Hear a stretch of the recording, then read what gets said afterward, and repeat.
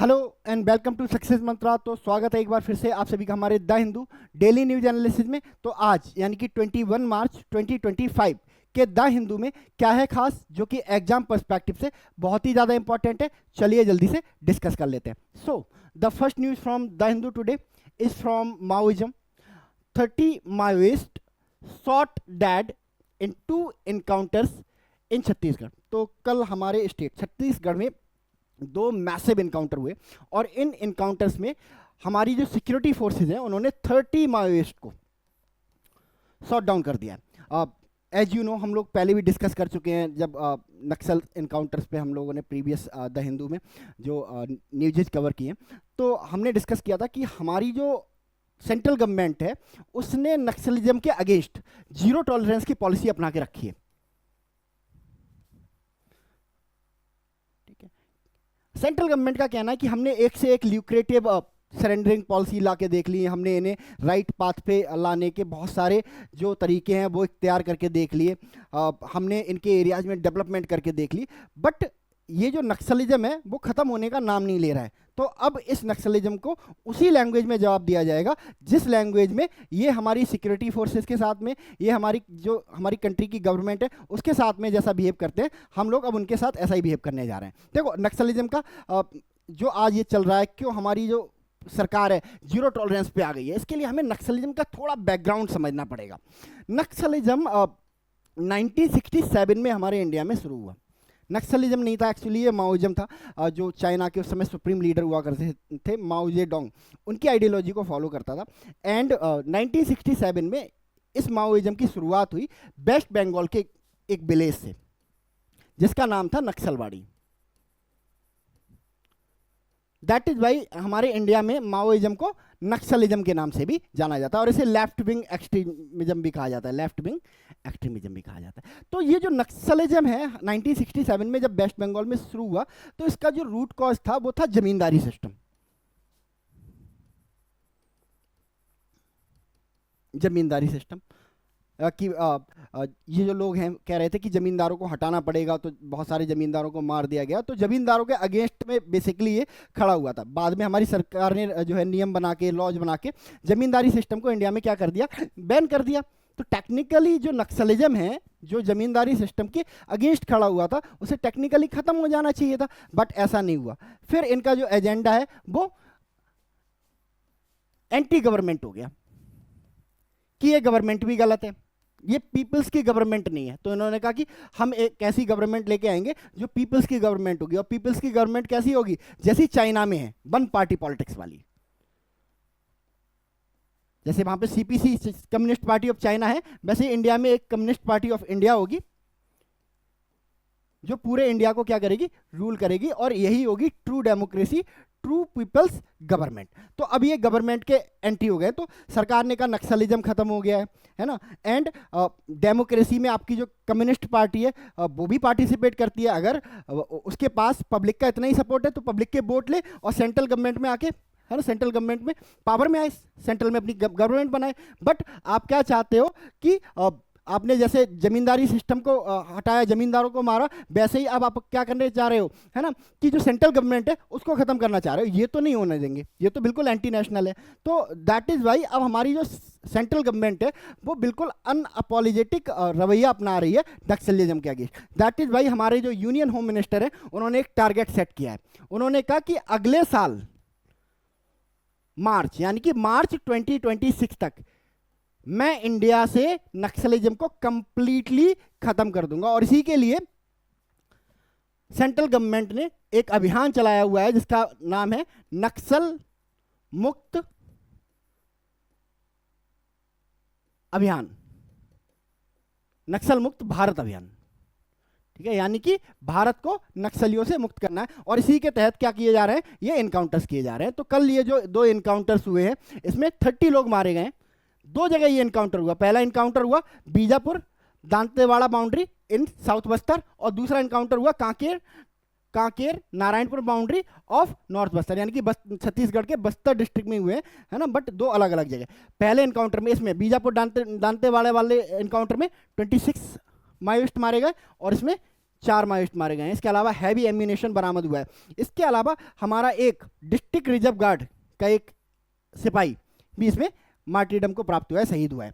तो अब ये रुकने वाला नहीं है, क्योंकि अगर आप नंबर्स को देखो 2025 के, तो अभी 2025 के बस लगभग 80-85 डेज ही गुजरे हैं और अब तक हमारी सिक्योरिटी फोर्सेज ने 100 से ज़्यादा नक्सलियों को मार दिया है। तो जिस तरह से हमारी security force target base attack कर रही हैं नक्सलियों के ठिकानों पे, उनके एम्यूनेशन पे, तो ऐसा लगता है कि जो हमारे यूनियन होम मिनिस्टर का जो टारगेट है कि अगले साल मार्च 2026 तक नक्सलिज्म को खत्म करना है, वो अब लग रहा है फुलफिल हो जाएगा। किसके अंडर खत्म करेंगे? ये नक्सल मुक्त भारत अभियान के अंदर। ठीक है, चलिए नेक्स्ट न्यूज की तरफ मूव करते हैं। So the next news is from, ये नक्सलिज्म के बारे में है, पढ़ लेंगे आप। Next news from betting apps, illegal betting apps. 25 celebrities, social media influencers booked for prompting illegal batting app. South में एक पर्सन ने एफआईआर कराई है 25 सेलिब्रिटीज के अगेंस्ट कि ये लोग क्या कर रहे हैं, गेमिंग ऐप के नाम पर इलीगल बैटिंग ऐप को प्रमोट कर रहे हैं। बहुत सारे सेलिब्रिटीज का नाम है, ये प्रकाश राज हैं, इनका भी नाम है, राणा दग्गुबती इनका भी नाम है, इसके अलावा विजय देवराकोंडा का भी नाम है और मंचू लक्ष्मी का भी नाम है इसमें। हालांकि इन लोगों ने एक जस्टिफाई किया है, मतलब mister Deverakonda and Daggubati said they had entered into a contract with skill based gaming platform but were no longer associated with them. इन्होंने कहा कि हम इलीगल बैटिंग ऐप के साथ तो नहीं, बट एक स्किल बेस्ड गेमिंग ऐप थी, इसके साथ हम एसोसिएटेड थे, बट हम उसके साथ भी अब एसोसिएटेड नहीं है। प्रकाश राज का कहना है कि हाँ मैंने प्रमोट तो किया था, बट वो 2016 की बात है। अब मैं, जब मुझे पता चला कि ये गलत है इसको प्रमोट करना, तो मैंने इसको प्रमोट करना बंद कर दिया। तो देखो, इलीगल बैटिंग ऐप, अब ये सारे लोग बच रहे हैं, है ना।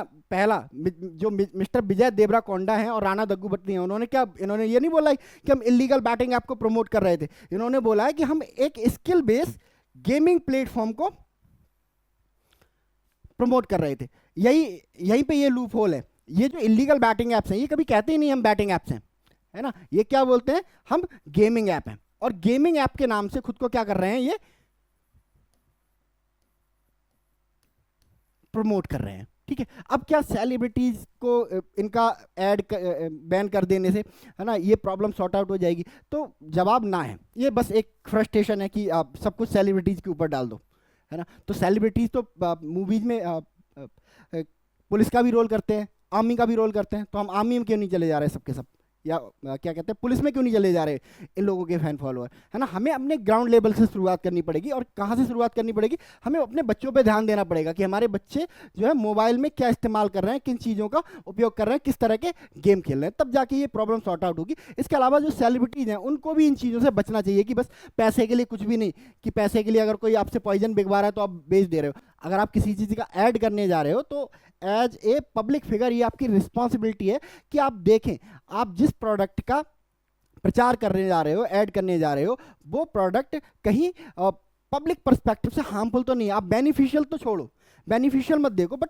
एटलीस्ट ये देख लो कि ये पब्लिक पे क्या इंपैक्ट डालेगा, बच्चों पे क्या इंपैक्ट डालेगा, बच्चे इससे पॉजिटिवली इंपैक्टेड होंगे या नेगेटिवली इंपैक्टेड होंगे। तो ये चीज़ें सेलिब्रिटीज को भी देखना चाहिए एज ए सोशल रिस्पॉन्सिबिलिटी। ठीक है, चलिए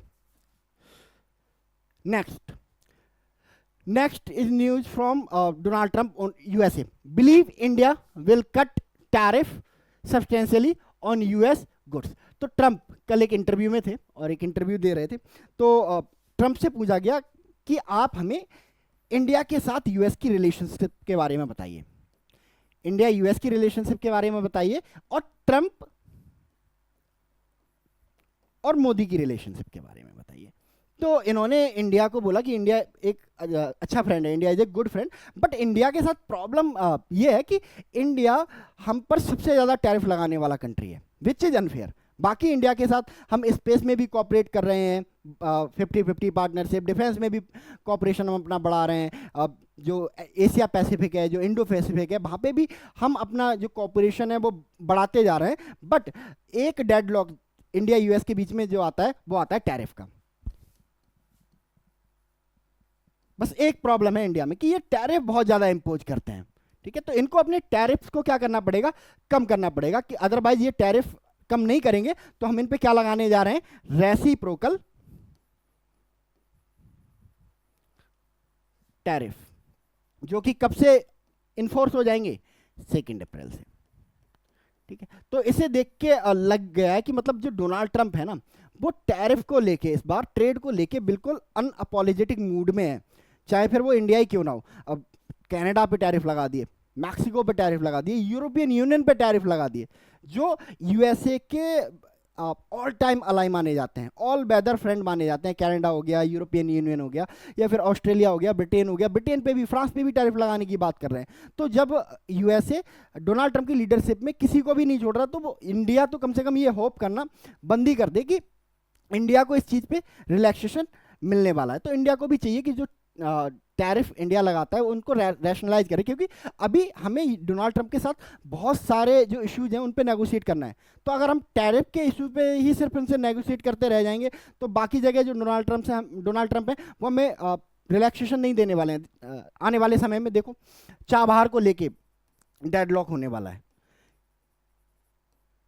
चाबहार कहाँ पे है, ईरान में, और ईरान पे यूएसए मैक्सिमम प्रेशर पॉलिसी अपना रहा है, यानी कि इन पे इतना प्रेशर डालो कि ये कोलैप्स हो जाए, पूरा का पूरा कंट्री कोलैप्स हो जाए। तो जब ईरान पे मैक्सिमम प्रेशर डालेंगे तो चाबहार को टारगेट किया जाएगा, इंडिया को बोला जाएगा कि आप चाबहार पे जो भी एक्टिविटीज है ना अपनी रोक दो, जिससे क्या होगा, ईरान को नुकसान होगा। तो अगर हमारी जो गवर्नमेंट है वो टैरिफ पे उलझी रहेगी तो यहाँ नेगोशिएट नहीं कर पाएगी। और भी बहुत सारे इश्यूज हैं, लाइक रशियन ऑयल का इशू भी अभी निकल के आएगा। अभी आप ये रशिया यूक्रेन की वॉर खत्म होने दो, उसके बाद देखना डोनाल्ड ट्रंप को ये भी बात पसंद नहीं आएगी कि ये इंडिया इतना ज़्यादा डिस्काउंटेड ऑयल रशिया से परचेज क्यों कर रहा है। तो और भी बहुत सारे इश्यूज दोनों के बीच में आने वाले हैं। इसके साथ ही एशिया पैसिफिक में कॉपरेशन को लेके भी डेडलॉक आने वाला है। कैसा डेडलॉक आने वाला है, देखो डोनाल्ड ट्रंप सीधे सीधे कहेंगे इंडिया को कि देखो आपने बहुत बैकडोर प्लेइंग कर ली, बैकडोर से बहुत सारे गेम खेल लिए, अब है फ्रंट फुट पे खेलने का। अगर चाइना को काउंटर करना है तो आप आओ हमारे साथ एक मिलिट्री अलायंस बनाओ जो कहाँ काम करेगा, साउथ चाइना सी में काम करेगा और एशिया पैसिफिक में काम करेगा, जिसके लिए इंडिया कभी एग्री नहीं होगा। तो इंडिया को यहाँ भी नेगोशिएट करना पड़ेगा। तो नेगोशिएट इंडिया को बहुत सारे लेवल्स पे करना है। तो यहाँ पे चाहिए कि इंडिया टैरिफ मैनेज करे, क्योंकि यहाँ पे तो बिल्कुल अनअपोलोजेटिक है डोनाल्ड ट्रंप इस इशू पे। ठीक है, इस इशू को लेके मानने वाले नहीं है। टैरिफ हम लोगों ने पहले ही डिस्कस कर लिया था कि टैरिफ क्या होते हैं। टैरिफ ऐसे टैक्सेस होते हैं जो एक कंट्री लगाता है दूसरे कंट्री से आने वाले प्रोडक्ट पे। ठीक है, तो जैसे इंडिया अगर यूएसए से कोई प्रोडक्ट मंगा रहा है तो इंडिया के पोर्ट पे जो टैक्स लगते हैं उसी को क्या बोला जाता है, टैरिफ बोला जाता है। रेसिप्रोकल टैरिफ क्या होता है, रेसिप्रोकल टैरिफ ये डोनाल्ड ट्रंप का अपना पर्सनल टैरिफ है ना। ये बोलते हैं कि भाई अगर आप हम पे टैरिफ लगाओगे, जितने टैरिफ लगाओगे उतनी टैरिफ हम आप पे लगा देंगे। इसी को क्या बोलते हैं, रेसिप्रोकल टैरिफ बोलते हैं। ठीक है, चलिए next news is from inflation going up in south from migration from poorer state. तो एसबीआई ने कल एक रिपोर्ट पब्लिश की ऑन इन्फ्लेशन,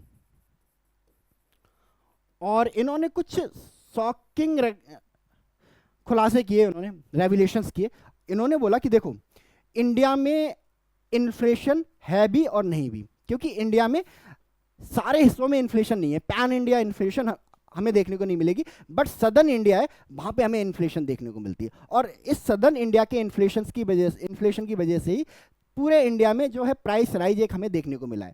तो जब एसबीआई से पूछा गया कि ये सदर्न इंडिया में ही क्यों आपको प्राइस राइज देखने को मिल रहा है, इन्फ्लेशन देखने को मिल रहा है, तो इन्होंने कहा कि इसकी वजह है माइग्रेशन।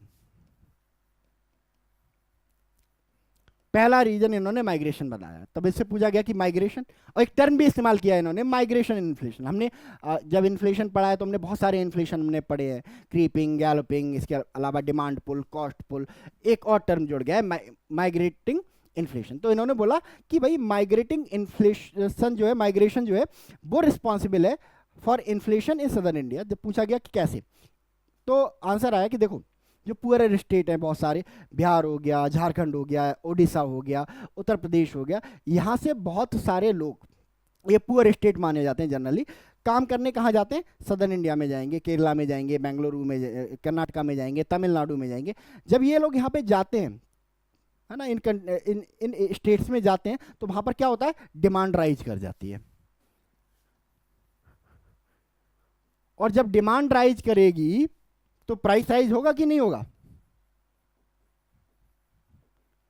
और प्राइस राइज को क्या बोलते हैं? इन्फ्लेशन बोलते हैं। इसकी वजह से ये इन्फ्लेशन बढ़ते जा रहा है। तो एसबीआई ने इसका प्रूफ भी दिया। उन्होंने कहा देखो, इन्फ्लेशन सब जगह पे नहीं बढ़ रही है, सारी चीज़ों पे नहीं बढ़ रही है, फूड आइटम्स पे बढ़ रही है, जो बेसिक नेसेसिटीज हैं उन पर बढ़ रही है, जिसका रीजन क्या है? ये माइग्रेशन है। इसके अलावा जो सदर्न स्टेट है वो टैक्स बहुत ज़्यादा लगाते हैं सर्टेन चीज़ों पे। किन किन चीज़ों पे लगाते हैं ये लोग टैक्स? लिकर पे बहुत ज़्यादा टैक्स लगा रहे हैं, ये पेट्रोल डीजल पे बहुत ज़्यादा टैक्स लगा रहे हैं। इसके अलावा रजिस्ट्रेशन चार्जेस फॉर ऑटोमोबाइल, इस पर भी बहुत ज़्यादा चार्ज लग रहा है, और जो फ्लैट्स होते हैं उन पर भी बहुत ज़्यादा चार्जेस लग रहा है। तो इन पर जब चार्जेस ज़्यादा लगते हैं, टैक्सेस ज़्यादा लगते हैं, तो क्या होता है? इनका प्राइस बढ़ जाता है, क्योंकि ये पेट्रोल डीजल के बिना कैसे सर्वाइव करेगा? ठीक है, ऑटोमोबाइल के बिना ट्रांसपोर्टेशन ही खत्म हो जाएगा। फ्लैट पे जब टैक्स लगेगा तो फ्लैट तो एक नेसेसिटी है, लोग जाएंगे तो रहेंगे ही रहेंगे ना। तो इसकी वजह से क्या हो रहा है? एक ओवरऑल प्राइस राइज देखने को मिल रहा है। एक कंपैरिजन भी दिया है एसबीआई की रिपोर्ट में। इन्होंने कहा कि देखो, नॉर्दर्न ईस्टर्न स्टेट में बहुत ज़्यादा देखने को नहीं मिलता, north east and western regions have lowest inflation against higher inflationary trends displayed by southern and eastern region. ठीक है, उन्होंने कहा जो साउथ इंडिया में जो इन्फ्लेमेटरी रीजन्स दिखाई दे रहे हैं, ट्रेंड्स दिखाई दे रहे हैं, वो आपको नॉर्थ ईस्ट में और वेस्टर्न रीजन में बहुत ज़्यादा देखने को नहीं मिलेंगे। नॉर्दर्न रीजन में आपको देखने को नहीं मिलेंगे। ये ट्रेंड्स कहाँ पे देखने को मिलते हैं? हमें सिर्फ और सिर्फ आपके सदर्न स्टेट्स में देखने को मिलते हैं। तो कुछ नहीं है, देखो एसबीआई की रिपोर्ट ने एक और मौका दे दिया। अभी देखो आपको एक नॉर्थ साउथ डिवाइड देखने को मिलेगा, चाहे वो नेशनल एजुकेशन पॉलिसी हो या डिलिमिटेशन को लेके हो, है ना। अब एक और इशू आ गया है। अब तो जो सदर्न स्टेट है, खास करके तमिलनाडु के जो चीफ मिनिस्टर एम के स्टालिन, वो इस चीज़ को लेकर टारगेट भी कर सकते हैं कि देखो हमारे यहाँ तो सब ठीक है, किसने नॉर्थ के लोगों ने आके, जिन पूरा स्टेट का नाम लिया जा रहा है वो कहाँ बेसिकली कहाँ के हैं? नॉर्थ के हैं, है ना। आपके यूपी हो गया, बिहार हो गया, झारखंड हो गया, इन्हीं को लेकर टारगेट किया जाएगा। तो जो एंटी नॉर्थ जो हेट्रेड है वो बढ़ाने की कोशिश करेंगी वहाँ की पॉलिटिकल पार्टीज, बिकॉज अगले साल इलेक्शन है वहाँ पे। ठीक है, चलिए नेक्स्ट, ये इन्फ्लेशन के बारे में एक इंफॉर्मेशन है, ये पीडीएफ में मिल जाएगी आपको। चलो next news, Coventry has become Coventry succeeded Bach as IOC president becomes first woman and African to lead the world body। तो इंटरनेशनल ओलंपिक कमेटी IOC, इसमें हुआ है रिजीम चेंज। थॉमस बाच जो बहुत सालों से, काफी सालों से IOC के प्रेसिडेंट हुए थे, ठीक है, फाइनली अब ये रिटायर हो गए, है ना, और इनको रिप्लेस किया एक लेडी ने, और इनका नाम है क्रिस्टी कोवेंट्री। ये रही क्रिस्टी कोवेंट्री। ठीक है, ये कहां से आती हैं? जिम्बाब्वे से आती हैं, और करंटली ये जिम्बाब्वे की स्पोर्ट मिनिस्टर है। जिम्बाब्वे की स्पोर्ट मिनिस्टर है ये। तो इनके अपॉइंटमेंट से दो अचीवमेंट हासिल हुई हैं IOC को। पहला, IOC को मिली है पहली फीमेल प्रेसिडेंट। दूसरा, IOC को मिली है पहला अफ्रीकन प्रेसिडेंट। इसके अलावा ये IOC मतलब इंटरनेशनल ओलंपिक कमेटी की यंगेस्ट प्रेसिडेंट भी हैं। 41 ईयर ओल्ड है मात्र ये, ठीक है, और ये अपने टाइम पे ओलंपियन भी रही हैं। ठीक है, बात करें IOC की, तो क्या है ये IOC इंटरनेशनल ओलंपिक कमेटी, दुनिया की सबसे रिच स्पोर्ट बॉडी है ये। ठीक है, क्या करवाती है ये? ओलंपिक ऑर्गेनाइज कराती है। और इसके अलावा जो गेम्स हैं उनमें सैंक्टिटी बनाए रखना, उनमें प्योरिटी बनाए रखना, कि कहीं डोपिंग वगैरह ना हो, डोपिंग वगैरह का प्रमोशन ना हो, उसको रोकना इसका काम है। कब स्टार्ट हुई थी, कब शुरुआत हुई थी इसकी? इसको बनाया गया था 23 जून 1894 को, just 2 year before the first Olympic. The first Olympic games of modern era opened in Athens on 1896। तो 1896 में ओलंपिक स्टार्ट हुए और 1894 में इसको कंडक्ट कराने के लिए इंटरनेशनल ओलंपिक कमेटी बनाई गई थी। हेडक्वार्टर कहाँ है इसका? लुसान लुजान है जो कि स्विट्जरलैंड में है। ये एक not for profit independent international organisation है। Mandate the IOC is the supreme authority of Olympic movement and responsible for organising the modern summer and winter Olympic games. ठीक है, इसके अलावा the IOC is the governing body of the national Olympic committee which are national constituent of the worldwide Olympic movement. As of 2016 there are 206 NOC officially recognised by IOC. ठीक है, तो जो NOC है, national Olympic committee जो होती है, जैसे हमारी इंडिया की ओलंपिक कमेटी है, इंडियन ओलंपिक कमेटी, ऐसे ही दुनिया की जितनी भी ओलंपिक कमेटी है कंट्रीज की, उनको कंट्रोल करने का भी काम, उनको गाइड करने का काम भी जो आपकी इंटरनेशनल ओलंपिक कमेटी है वो करती है। ठीक है, तो ये रहा आज का द हिंदू। मिलते हैं कल यानी कि 22 मार्च के द हिंदू के साथ। तब तक के लिए thank you so much and God bless you all.